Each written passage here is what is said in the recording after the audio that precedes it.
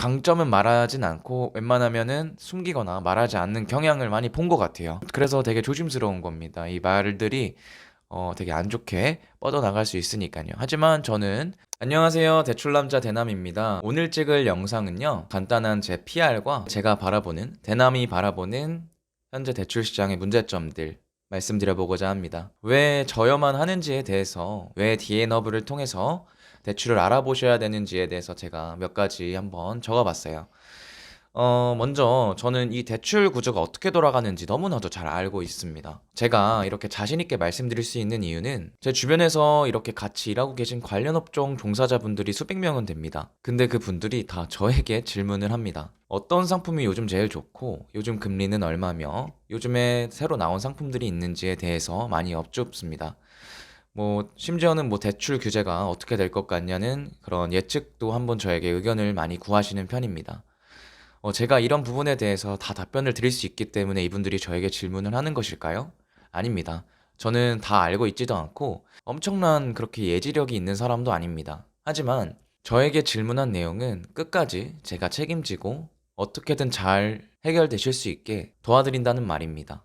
저는 일을 할 때도 마찬가지입니다. 때문에 그분들이 다 아시는 내용들은 제가 또 다 아는 내용이 돼버리는 거고요. 그 질문의 수가 점점 많아질수록 저는 점점 더 모르는 게 없는 최적화와 최신화가 매일 업데이트되는 그런 사람입니다. 제가 일전에 영상에서 많이 말씀드렸었는데요. 부동산 대출이라는 것은 알아보시는 시점이 가장 중요합니다. 왜냐하면은 정부 규제는 너무나도 빠르게 요즘 더 바뀌고 있는 상황이고 정책의 영향을 너무 많이 받기 때문에 부동산 대출은 그 알아보시는 시점이 정말 중요한데요.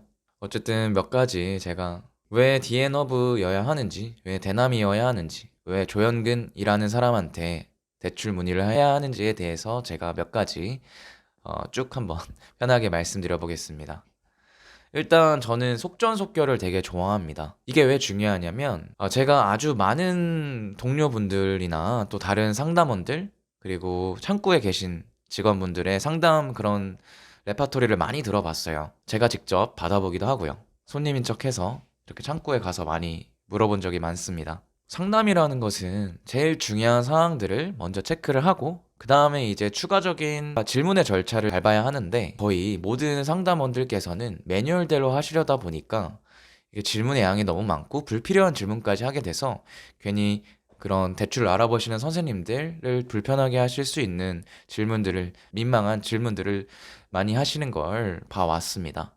이것은 상담 받으시는 선생님, 그리고 상담해 주시는 선생님, 두 분 모두 다 피곤해지는 일이에요. 매뉴얼대로 한다는 것은 정말 정해진 대로 룰대로 하는 것이기 때문에, 그게 정답일 수 있겠지만, 제가 생각하는 정답은 그게 아닙니다. 빨리 내가 딱 필요한 제일 큰 틀의 질문을 먼저 하고, 그 다음에 그 후순위적으로 부가적인 질문들을 그 필요할 때마다 여쭤보거나, 이렇게 서로 간에 정보를 교환하는 것이 맞다고 저는 생각을 하기 때문에, 이런 부분에 있어서 이렇게 말씀을 드리는 건데요. 어쨌든 이런 불필요한 민감한 정보들을 예민해 하시는 분들이 많았기 때문에 이렇게 말씀드릴 수 있는 거고요. 하지만 이런 방식이 마음에 드시지 않는 분께서는 저에게 상담을 받지 않으시면 되겠습니다. 그리고 두 번째로는 부동산업과 관련해서 그 누구보다도 정보력이 정말 빠릅니다. 먼저 자신할 수 있는 부분이 저는 정말 부지런한 사람입니다. 그리고 현재 이 일을 최적화시키기 위해서 엄청난 노력을 기울이고 있고요. 그러기 위해서 누구보다도 항상 규칙적이고 빠른 정보를 언제든지라도 흡수할 수 있는 상태로 저는 제 삶을 그렇게 살고 있습니다. 새벽 4, 5시에 일어나서 제가 체크할 수 있는 정보들을 항상 빠르게 체크를 하고 금리라든지 부동산 정책이라든지 여러 가지 경제 시황 등 그런 것들을 체크를 합니다. 경제 시황까지 중요하냐고 물으신다면 제 전세 대출 영상을 한번 찾아보시면 되겠습니다. 제가 여기 위에 띄워드리겠습니다. 어쨌든 또 저 혼자만 일하는 것이 아닌 마음이 비슷하고 마음이 맞는 각 제휴된 금융팀장님들, 각 금융사의 팀장님들과 오전마다 항상 회의를 진행하게 됩니다. 변동된 금리는 없는지, 새로 부수 거래가 추가된 게 있는지, 아니면 좋은 상품이 나올 예정인지에 대해서요. 때문에 해당 시점, 예를 들어서 기표율이나 잔금일에 가장 적합한 상품을 안내가 가능한 겁니다. 금리뿐만이 아니라 전략적으로 대출을 이용하셔야 되는 분들까지도요. 예를 들면 전세권 설정, 중도상환 수수료, 계산하여 안내까지 다 가능하게끔 제가 직접 만든 엑셀 수식으로 파악이 가능합니다. 그리고 이 부분은 조금 말씀드리기가 조심스럽지만 당연히 조건을 따져볼 수 있는 권리를 갖고 계신 수요자분들을 위해서 제가 몇 가지 썰을 풀어보도록 하겠습니다. 먼저 주택담보대출. 저는 인터넷 뱅킹이나 돈 관련된 업무는 웬만하면 은행 창구에 가서 직접 업무를 봅니다. 그럴 때마다 항상 주택담보대출 창구에 가서 거기 있는 분들과 여러 가지 대화들을 나눕니다.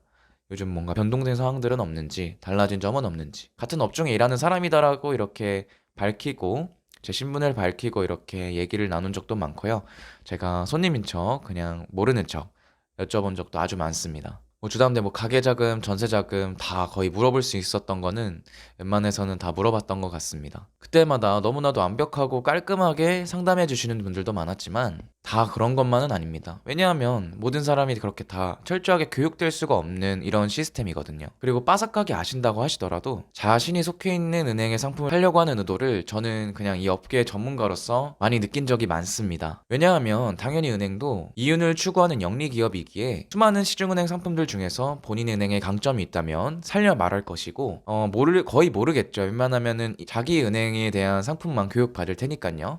설사 다른 은행의 그런 상품들을 잘 알지라도 강점은 말하진 않고 웬만하면은 숨기거나 말하지 않는 경향을 많이 본 것 같아요. 그래서 되게 조심스러운 겁니다. 이 말들이 되게 안 좋게 뻗어나갈 수 있으니까요. 하지만 저는 수요자 선생님들을 위해서 당연히 이 자본주의 시장에서 정확하게 안내를 받으셔야 될 의무가 있는 수요자 선생님들을 위한 영상이기 때문에 제가 한번 총대 메고 말씀드려 보겠습니다. 어쨌든 은행 상품은 공적인 것이 아닙니다. 규제는 정부에 의해서 이루어지는 것이지 은행은 명백한 영리기업이라는 사실 꼭 알아주시면 상담에 아주 도움이 될 것 같습니다. 은행도 재화, 용역, 서비스 판매업입니다. 특정 상품을 팔아서 수익을 남겨야겠죠. 자본주의라 어쩔 수가 없습니다. 모두 그러신 건 아니겠지만 본인의 금융사 상품 외에는 잘 모르시는 경우가 대부분이었습니다. 또한 부동산 정책을 빠삭하게 알기 힘드실 거고 이로 인해 대출 수요자 선생님들의 불이익만 커지게 됩니다. 저는 이 불이익을 줄이고자 유튜브를 시작한 거고요. 크진 않아도 어느 정도의 공신력이 있으니까 믿으셔도 됩니다. 마지막으로 저는 이 일에 대해서 엄청난 자부심과 성장성, 지속성을 믿고 있습니다. 때문에 저는 그런 수요자 선생님들께 어떠한 수수료도 요구하지 않습니다. 저는 이 업계에 더 나아가서 큰 꿈을 이루고 싶습니다. 때문에 앞으로는 저는 성장하는 모습밖에 보여드릴 수가 없으며 항상 교육하고 공부하는 저와 디앤어브 임직원 그리고 대남이 되겠습니다. 그러니까 저에게 문의해 주시면 됩니다. 감사합니다.